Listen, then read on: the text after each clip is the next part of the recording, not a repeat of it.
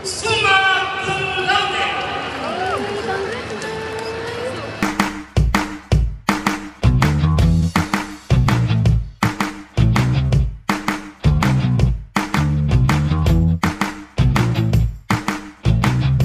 Hi guys! So ngayon ay graduation na aking kapatid. Tapos ito sumakay kami sa shuttle ng arena. So dito, nakakandong ako. Ayan. So papunta na kami ngayon sa entrance guys. Kasi papasok na kami para hindi kami malate. So inagahan namin para may time pa kaming mag picture taking. So this is the picture taking guys. So ang kapatid kong gumraduate. So ayan, sa Philippine Arena ginanap ng kanilang graduation. So ito naman kanyang photographer si Krisa. Hi Krisa! Ayan. Dito naman yung entrance guys. So napakahigpit nila dito. So kailangan wala kang pagkain na idadalahin. Mga perfume na mga 90 ml pataas. Bawal. Kailangan iwan sa package counter. Tapos yan, bawal magdala ng foods. Lalo pag kahit candy guys, bawal. So mahigpit sila. Ito na.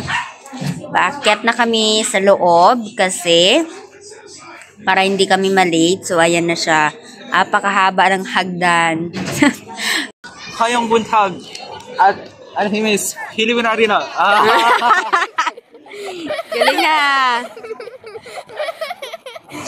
Bago kami makaakyat, so picture taking muna ang aking kapatid. So ayan ang kanyang photographer. Ayan ang hagdanan na mahaba guys. Tapos syempre sa ibabaw niyan meron nakasulat Philippine Arena na very big. So ayan, naakyat na kami. Pagkadating namin doon, sobrang dami ng tao guys kasi 1/8 sila mahigit gagraduate. Grabe, diba? Sobrang dami. So, ayan, nagkakaligawan kayo. Kapag nandyan kayo, dapat sama-sama lang kayo. Ganito naman ang itsura sa loob, guys. Kasi hindi pa sila nag-aayos. Kaya makalat pa sila tingnan. So, merong mga plug doon sa gilid. So, ayan, inaayos na nila kasi malapit na silang mag-start. So, kami, dito na kami nakaupo sa gilid. Kasi dito naka-assign yung mga upuan. Ganyan yung screen nila. Malaki yung screen nila. So, 3 yan guys. Dito sa gilid yung isa. Then, sa gitna. And then, doon sa kabilang gilid naman yung isa. So, ayan yung pamangkin ko. Nagpipicture-picture siya. So, hindi pa naman niya nakikita si Ondoy kasi masyadong maraming estudyante pa. Tapos yan, magulo pa yung mga tao kasi nag-aayos pa sila. So, ayan yung isang monitor. And then, yung isa nasa gitna. So, ayan yung stage nila guys. So, dito yung mga graduates sa mga nakaupo. So, ang color nito ay green. Green yung upuan sa gilid, sa gitna white, and then dito kami sa may red.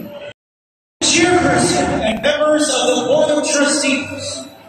The Chairperson of the Board of Trustees, Attorney Dorothy Christine Manalo Rosa. Chief Justice Alexander Gasmundo. Important to each one of us. That is why we invite you, dear God. We implore you to be with us in this occasion, for you are our most honored guest, dear Father. Please bear witness to this graduation.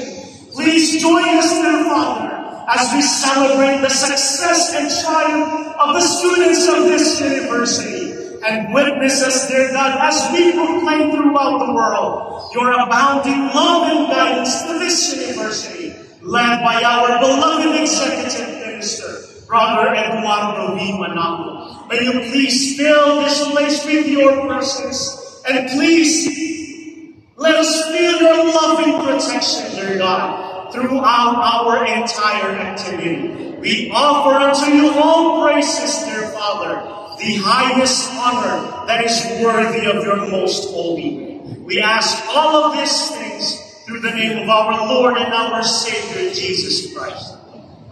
Amen. Be seated and listen to the message of our beloved Executive Minister, Brother Eduardo V. Manalo, to the heightened by the global health crisis present during most years of the studies, and helped develop in you a strong and noble character. The academic learning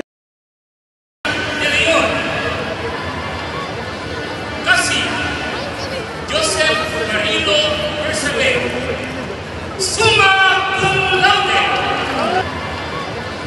Kasi Joseph Garrido Persever.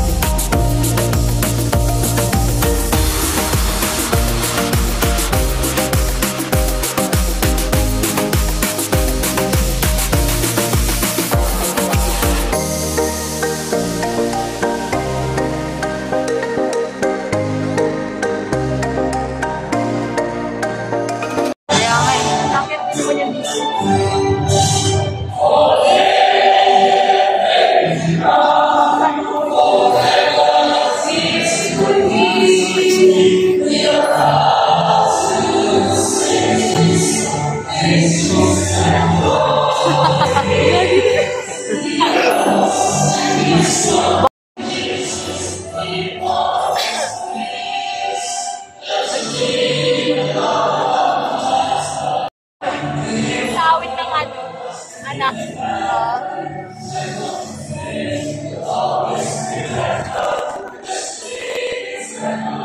Sabi yung iba. Kaya nakagraduate, kaya alam yung ano.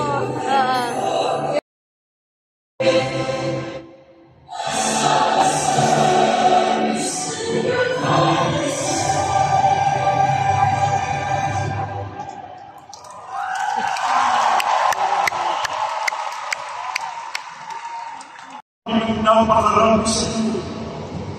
Ama, ipupuri ka po namin.